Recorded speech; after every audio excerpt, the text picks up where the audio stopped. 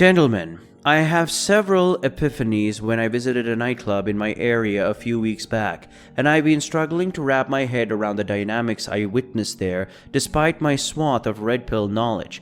I saw dozens and dozens of men waiting in a line outside the club, with bouncers and ushers not letting anyone in except a few close people they knew. I was one of the people in the line. I was thinking, this club must be full to the brim. That's the only thing that made sense to me, seeing the number of people waiting outside to enter. I also saw something else. In the cold of fall, young girls and women lined up in scanty clothing with very little to keep them warm. Why weren't they covering themselves properly in the sheer cold winds blowing outside?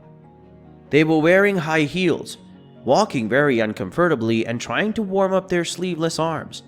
There was an eeriness to what I was seeing. I wanted to make out what was happening. Why these people were willing to be so uncomfortable. What were they doing it for? I was perplexed at the entire scene and trying to understand it. It was then that we were huddled close together, and some of us, including myself, were finally let into the club. Then I saw the club. Bartenders pouring drinks, girls dancing, and men trying to strike up conversations. But it was nowhere near as full as I thought it was. In fact, it was largely empty, and perhaps 40 people in the area in total. Then I started to put the pieces together. Nightclubs aren't just a place to have fun. They are the modern human equivalent of mating arenas for animals. This is where men and women scope out the best partners to take home for a spicy one-night stand. It was this context that finally helped me wrap my head around the perplexing scene and why so many people were willing to put themselves in such uncomfortable positions. I remember reading a French study about this. Women who wear heels instead of flatbed shoes are much more likely to elicit help from a man, or his attention or sympathy, than a woman not wearing them. And there's good evolutionary reasons for this. Heels accentuate the hips, puffer up the head, and make women more appealing to the male gaze by making their hourglass figure appear more pronounced. In this case, more men would be willing to pay for extra drinks, put up with the shit tests, and come in larger numbers, approaching and striking up conversations. Even outside, the bouncers would see the young women jittering out in the cold and be tempted to let them in without much questioning. I guess it's the innate male instinct for protecting women, and the women were more than willing to capitalize on it in the area outside the club. There were some older women too, less attractive and wearing flats. They were painfully ignored by the bouncers in favor of the younger, prettier women. That makes commercial sense too, since they need the attention that these girls bring to the club. And in this attention economy, that means more money, more men trying to enter, more ticket fees, more sales. It's a well-established trope all around. There are so many pea-brained womanists that portray heels and makeup as some sort of patriarchal construct that's forcing women to look beautiful to the male gaze. Nothing could be further from the truth.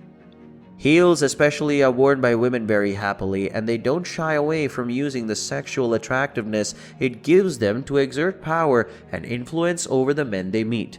So if anything, heels and makeup work against men, and the context of the nightclub is a perfect place to demonstrate that. The men in this case are helplessly clueless. They have no idea they're being played for fools by their libido, but they can rarely help it. Most men in clubs are just bottom of the barrel. They are invisible. If they dare approach, they're told to buzz off and stay away.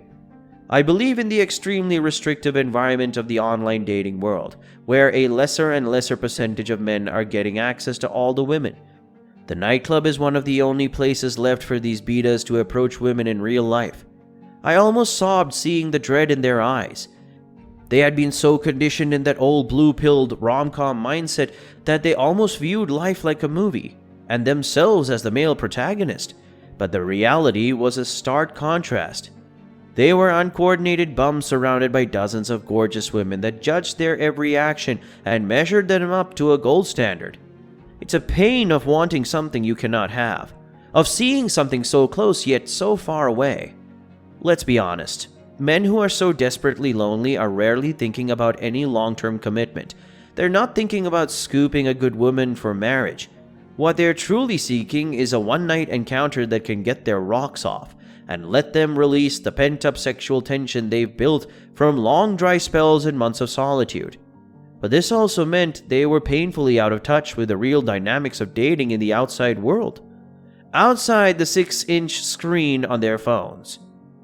And this reality is what they were unprepared for, especially considering how much it has changed over the past decade. Any man not keeping up with it will be wiped away, and particularly left hanging for their lives, with encounters that are few and far between. What was truly heartbreaking was the presence of ethnic men. They were at a significant genetic disadvantage that could not give off the looks or vibe no matter how hard they tried.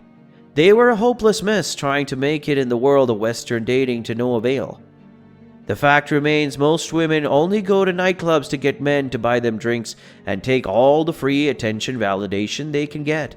For them, online dating is a godsend. Tinder and other apps of the sort favor the female to a great degree, and it is only a viable option for the top 5% of men. That is the only place where the woman finds their men, not in some lousy dimly lit bar environment that's just good for using their betas.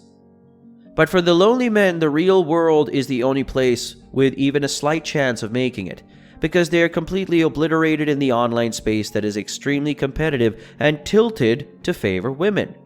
But even here, the women had realized the massive advantage they were at, especially with so many options being thrown at them, that they didn't have to entertain any man that wasn't the absolute pinnacle of what a man can be. The world out there is getting colder, lonelier, and crueler for men. More and more men across the world are realizing that the world their parents were brought up in is radically different to the world they have inherited. And that's why they are left bewildered, trying to figure out everything out on their own. It's the harsh reality of the modern man. I have been going out to the nightclub since my teens, and I am first-hand witness to the changing tides of the dating world. Men are being left behind, and the place where they can find suitable women to date is shrinking fast, both in the real and virtual worlds. I say to the modern man, life does not owe you anything. It is ultimately up to you to stand out from the crowd and be heard. When you realize no one's coming to save you, that's when panic sets in, and that's when you start to take action to better yourself. This is the purpose of this channel, to arm you with the tools to help you make the transition to a truly high-value man, and to make yourself the top 5% man that has the luxury of choice. Self-improvement and learning is the only game in town for you, and people like me want to help you along on the journey. So like the video and hit the subscribe button, because there's a lot more videos in the pipeline. Share it with your friends and peers. We need more motivated men alongside us to help us in our pursuit of greatness. Until next time.